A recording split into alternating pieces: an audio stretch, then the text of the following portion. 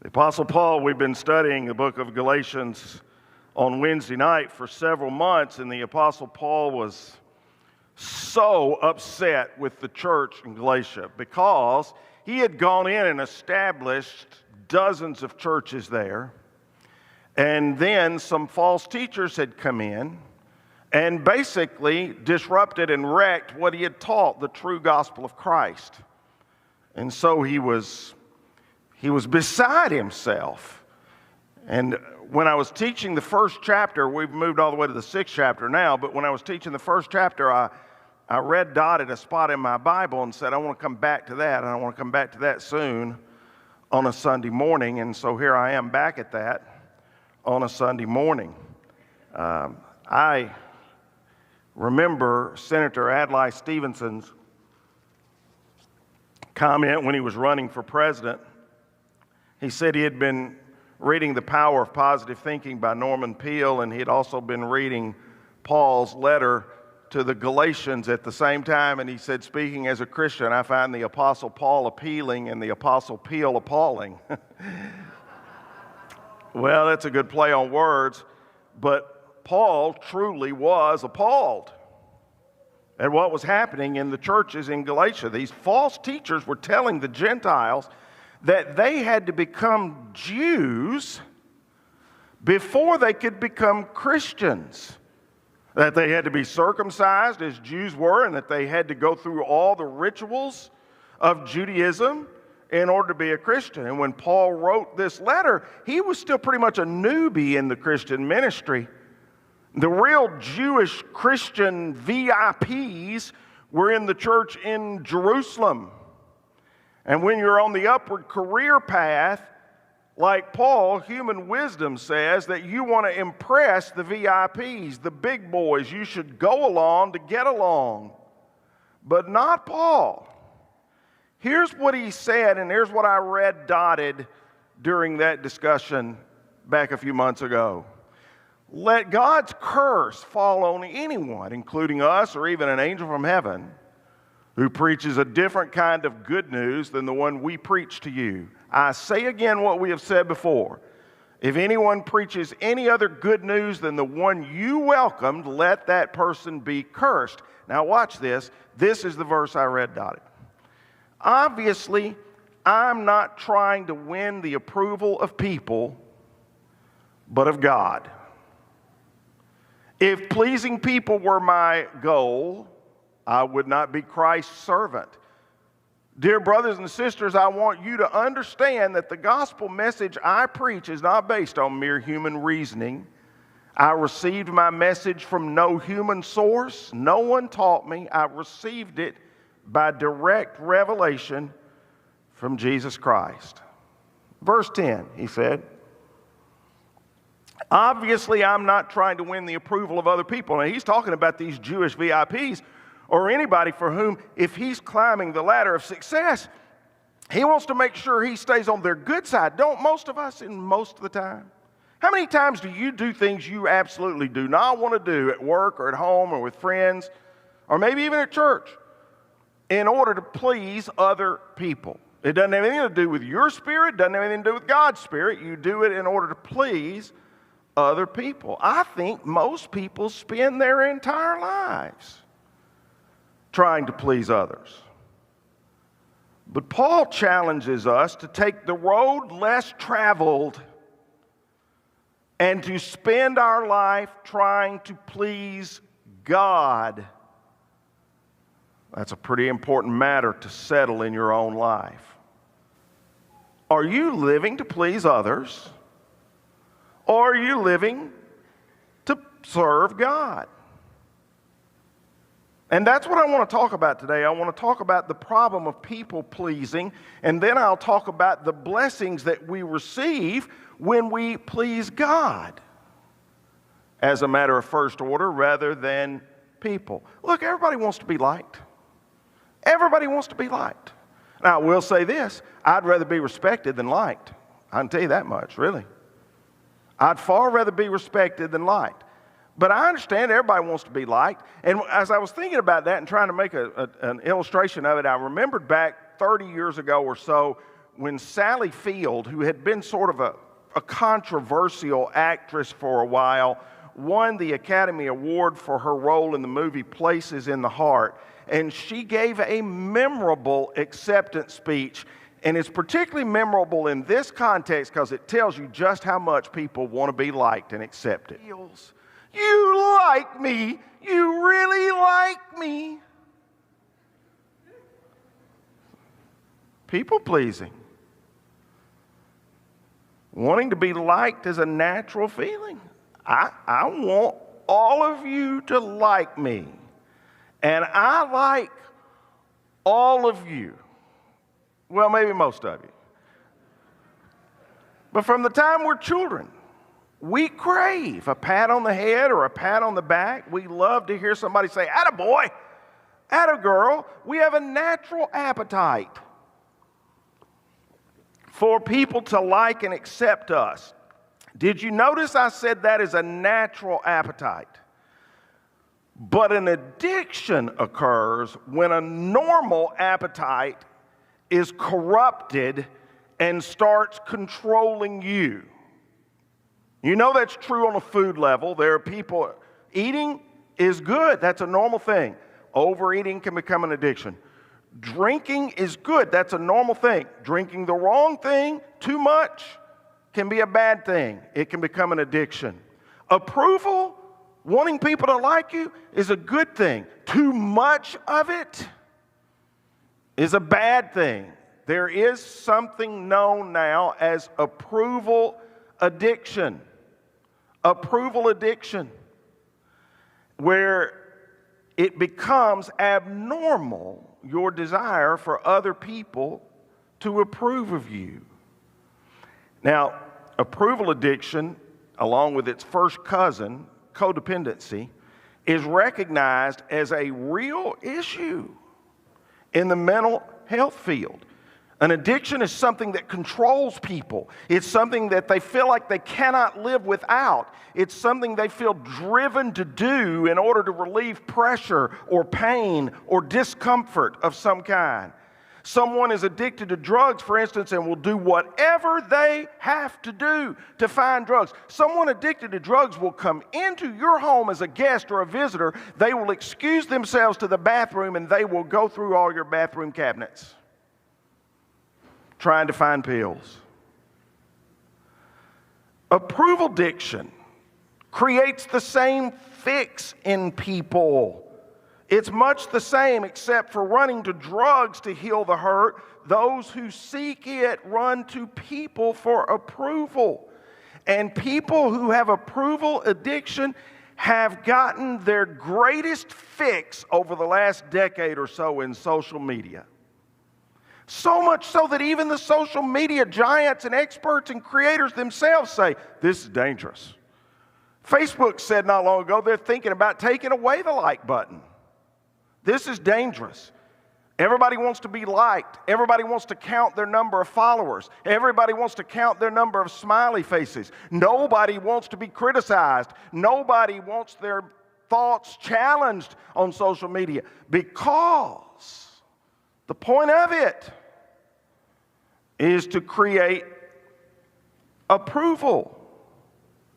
What are some of the symptoms of approval addiction? Well, a people pleaser will go to great lengths to avoid conflict or criticism of any kind. And every word that is spoken or perceived criticism stings deeply. To an approval addict, the term conservative or constructive criticism is an oxymoron. There's no such thing as constructive criticism. And there are always going to be critics. That's the problem. I know a little something about criticism.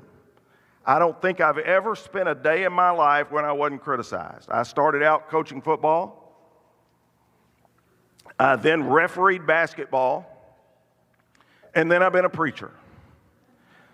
I'm quite certain I've not had a week in my life where somebody has not been criticizing me.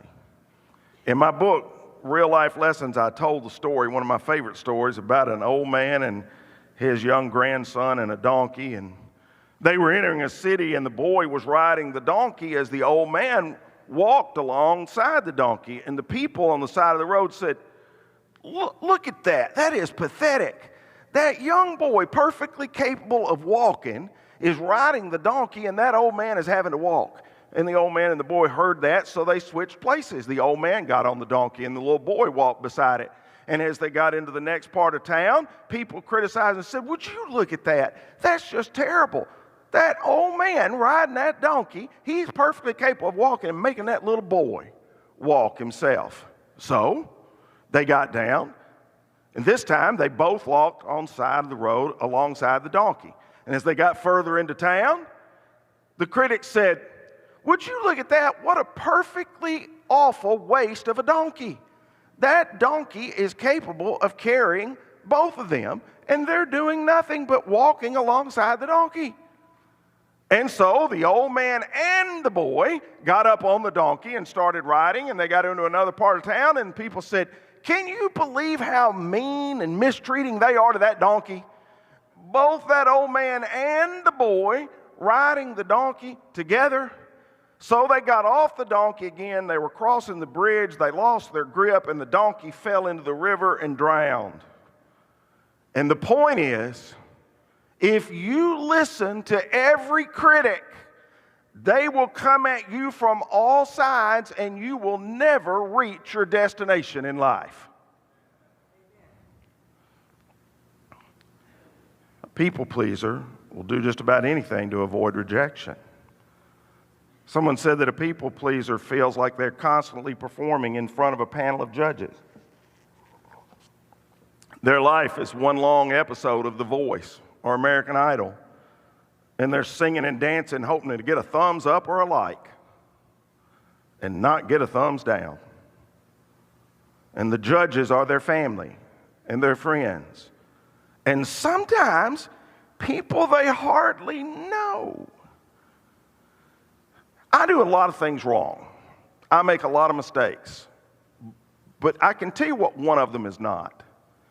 I really don't care what people I don't know think. I don't.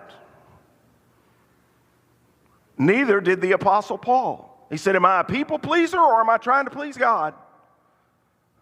In his classic book, A Search for Significance, Robert McGee wrote, living according to the false belief that I must be approved by certain others to feel good about myself causes us to continually fear rejection, conforming virtually all of our attitudes and actions to the expectations of others. Conforming to a group does not provide the security we are so desperately seeking. Only God can provide that. That's a pretty good paraphrase of Galatians 1:10, where Paul said, am I seeking the approval of people or am I seeking the approval of God? And approval addicts, they have a hard time saying no. You ever accepted an invitation to something you really didn't want to do or didn't have the time to do, but you didn't say no because you wanted that person to like you? See, it's good to say yes to good opportunities and projects, but approval addicts overload their calendars and live their lives with tasks they hope will gain approval from others. And then they become weary and disappointed and discouraged. I read an interesting quote as I was preparing for this message. It was, being a people pleaser is like being a stray dog at a Whistlers convention. Can you imagine? That's an interesting picture. Like a stray dog, people pleasers run to the nearest and loudest source of approval. What a picture. How many of you own a dog? Raise your hand. Or have owned a dog? Raise your hand. How many of you never owned a dog? Raise your hand. How many of you own or have owned a cat? Raise your hand. No, you're fooling yourself. You don't own the cat. You just pay the mortgage. The cat owns you. That's the way that goes. That's just the truth. And we had a dog a few years ago that, man, I really loved. Yeah, he would appreciate you awing like that. He went to doggy heaven a few years ago. And to be honest with you, I'm still not over it. But one of the reasons I'm not over it is when I came home, that dog would run up to me, jumping and leaping and just begging me to hold him. Master, pet me, pet me, pet me, pet me, pet me, pet me. You're home, you're home, you're home, you're home. Isn't that one of the reasons we love dogs? I think it is. The cat doesn't know or care that you're home. Never leaves the windowsill. Seriously. But he was so happy because he thought he was pleasing me. He was an approval addict. And if he ever chewed something he shouldn't chew, which he did sometimes, or did something wrong, I only had to say, bad dog, bad dog. And you could see his entire personality change as his ears dropped and his tail dropped and he would skulk away. That part of his day was ruined by my disapproval. You see, that's the up and down experience of a people person. People are the same way. And that lifestyle is fine for a dog, but it's a horrible way to live for a person. When you're getting approval, you're on top of the world, but when you face disapproval, your world is terrible. Solomon wrote, fearing people is a dangerous trap, but trusting in the Lord means safety. Can you think of a case in the Bible, a case study of a people pleaser in the Bible, somebody that was so trapped by people pleasing that they made a huge mistake? Can you think of one so trapped by people pleasing that they made a huge mistake that has affected the whole world for 2,000 years now? I'm thinking about Pontius Pilate. He knew Jesus was innocent. He said, I find this man innocent. I find no guilt in him. He said, I want to wash my hands of the blood of this man. But wanting a like button on Facebook, wanting a thumbs up on Twitter, wanting to satisfy the crowd, Pilate released Barabbas to them, an insurrectionist, and had Jesus flogged and handed him over to be crucified. Jesus Christ was handed over to be crucified because Pilate wanted to please the crowd. He was a people pleaser. You know what else? Since that day, a lot of people, maybe some in this room, have handed over Jesus in order to please a crowd around them. Peter did that. Peter did that just before the crucifixion out in the courtyard. Hey, I know him. He was one of them. He was one of them with Jesus. No, I don't know the man.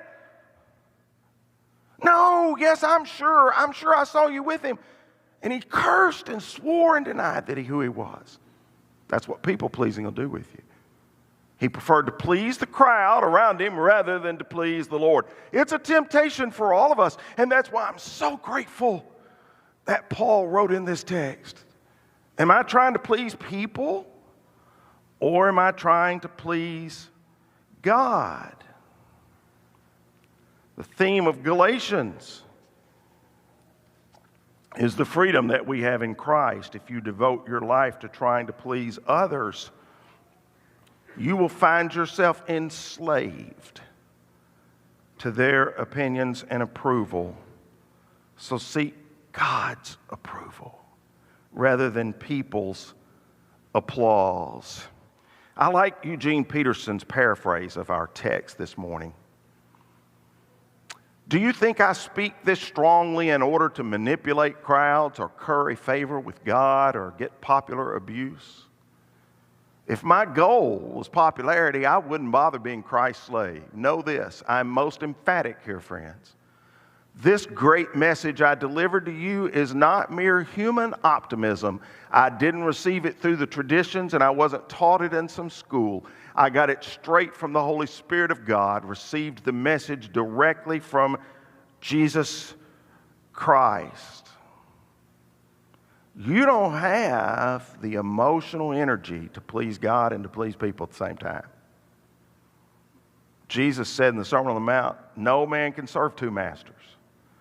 Either you'll hate one and love the other, or be devoted to one, despise the other. You cannot serve both God and money. So how do you make the choice to be a slave and a servant to God rather than to the approval of people?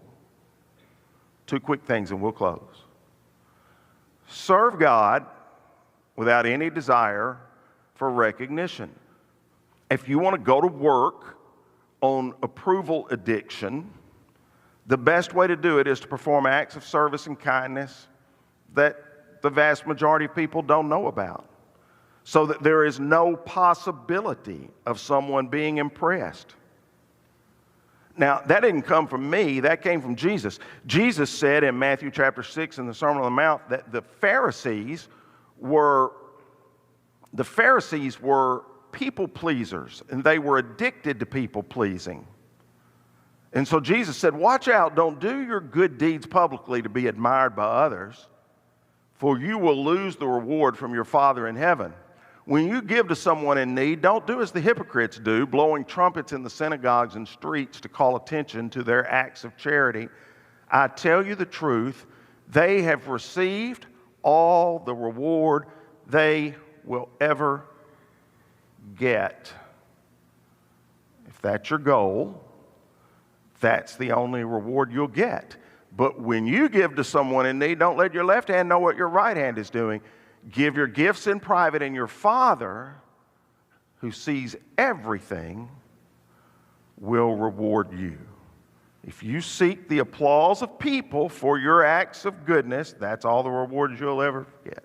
And you will forfeit the reward from God. But when you serve God faithfully with no desire for the praise of people, God notices and God will reward you. There's a powerful poem by Ruth Harms Calkin that goes like this. You know, Lord, how I serve you with great emotional fervor in the limelight. You know how eagerly I speak for you at a woman's club. You know my genuine enthusiasm at a Bible study. But how would I react, I wonder, if you pointed to a basin of water and asked me to wash the calloused feet of a bent and wrinkled old woman day after day, month after month, in a room where nobody saw and nobody knew? Wow. So that's the first way to break approval addiction. Do things that other people don't know about. And don't do things just for their benefit so you might be praised. And then live as if the only opinion that matters is God's. There's a wonderful text in 1 Corinthians chapter 4 where the Apostle Paul said, now a person who is put in charge of a manager must be faithful. As for me, it matters very little how I might be evaluated by you or by any human authority. I don't even trust my own judgment on this point. I have a sermon that I wrote 30-something years ago that I love called The Three U's. The Three U's. It's the you that other people see. It's the you that your friends see. It's the you that you yourself see. I don't even trust my own judgment. And then there's the you that God sees. My conscience is clear, but that doesn't prove I'm right. It is the Lord himself who will examine me and decide. So are you going to choose to go through life trying to please people? If you do, you will always be frustrated. Adrian Rogers once said, if you please God, it doesn't matter whom you displease. And if you displease God, it doesn't matter who you please. Because pleasing people isn't hard, it's impossible. It's impossible. Do any of you remember those? You know, we have these fancy wheel covers now on our tires, but we used to have hubcaps. You remember those hubcaps? Can you remember trying to put a hubcap back on a wheel? You get the top in and the bottom what? Pops right out. And then you pop the bottom in and the top would pop out. People are the same way. If you get one group pleased, another group will dislike you. And when you start to please them, then the first group will start to dislike you. Which is why Paul said, are you trying to please people or are you trying to please God? It's possible to please God because Hebrews 11:6 says, without faith it is impossible to please God. So turn that around. That means that with faith, it is possible to please God.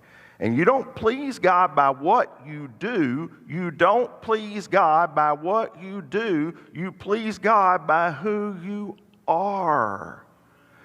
God made you as a human being, not a human doing. And when you are a human being created in the image of Christ, a new creation, then the old is gone and the new has come. If you're a child of God, God looks at you differently. When He looks at you with pleasure. He doesn't look at you and say, sinner, lost, unjustified, unworthy. He looks at you and sees Christ. And that makes you pleasing to Him. I'll close by telling you one of the best stories I've ever heard about that. It's in children's books. The story is called You're Special. Once there was a village of small wooden people who'd all been carved by a woodworker named Eli. And these wooden people were called Wemmicks. And Eli had carved the Wemmicks into a wonderful variety. No two of them looked alike. Wemmicks were tall, and some of them were short, and some wore hats, and some didn't, and some wore coats, and some didn't, and all day long, the Wemmicks did the same thing. They gave stickers to each other. Each Wemmick had a box of bright golden stars and a box of dull gray stars. And when they saw someone who was pretty or smart, they would stick a gold sticker on them. And when they encountered somebody who was clumsy or dumb, they would put a gray sticker on them. And so, as you can imagine, some Wemmicks were covered with gold stars. And other Wemmicks were covered with gray dots. One day, Punchinello saw a Wemmick named Lucia pass his house. And she was unlike any Wemmick he had ever seen. Not a single one. Because she didn't have any gold stars. And she didn't have any gold dots at all. People tried to put gold stars and gray dots on her, but the stickers just fell off. They just fell off when they tried to put them on. And Punchinello said to Lucia, I want to be like you. That's the way I want to be. Sticker free. How did you do it? And she said, well, it's easy. Every day I go to see Eli. And he said, who's Eli? She said, Eli is the wood carver. I go spend time with him in his workplace. Why don't you go up the hill to his workshop? And when you do, he'll help you. And so Punchinello thought about it a long time. And finally he decided he was going to go up to the workshop. And when he went in, he could not believe what he saw. Everything was so large. Even when he stood on his tippy toe, he couldn't see over the smallest stool, and a hammer was longer than his entire body. And Punchinello was suddenly afraid, and he turned to leave and go out the door when he heard a voice, the voice of Eli, say, "Punchinello, it's so good of you to come. Come in here and let me see you. Let me take a look at you." And he turned around and looked at the large bearded craftsman and he said, "Sir, you know my name?" And he said, "Well, of course I do. I made you. I created you." And he picked up little Punchinello and he set him up on the workbench and he said, "Looks like you've been getting a lot of gray dots." And Punchinello said, I'm sorry, sir, I didn't mean to." And Eli just smiled and said, "You don't have to defend yourself to me, my child. I don't care what the other Wemmicks think, and you shouldn't care either what the other Wemmicks think. Who are they to give stars or dots? They're Wemmicks, just like you.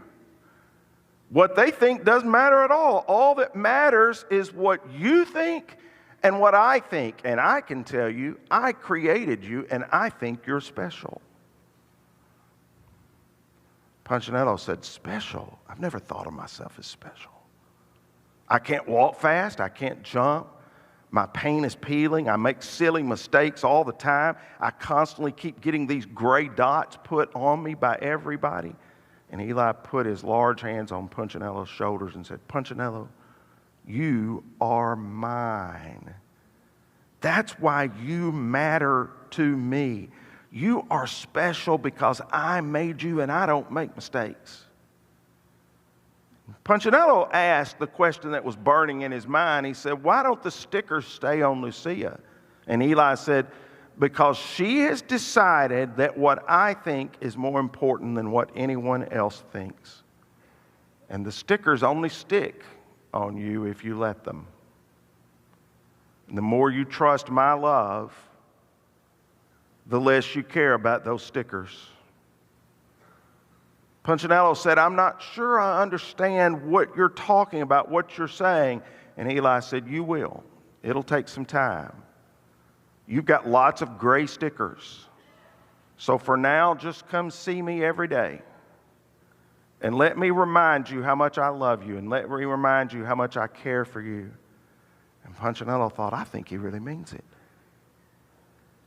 And every day he went back to visit with Eli. And every day as he left, one or two more of those gray dots would fall off of him. And then finally, on a day when he left, all of them were gone.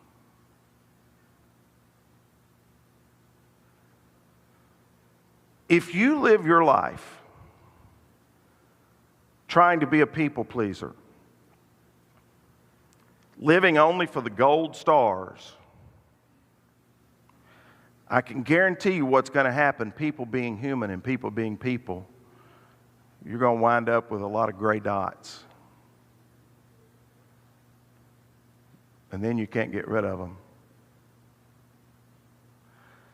And the only way any of us ever get rid of them is by returning to our Creator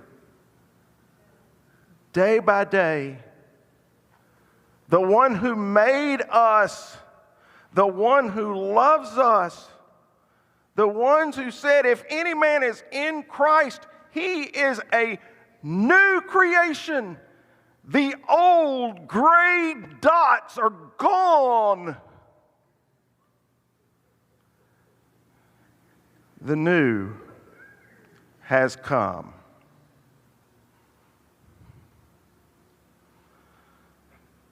Are you living to please God? Are you a people pleaser living to please men? Galatians 1:10, man, that's a powerful verse that I want you to keep asking yourself day by day this week. Am I pleasing people or am I pleasing God? Because pleasing people will get you looking just like Punchinello. Pleasing God will get you looking just like Lucia.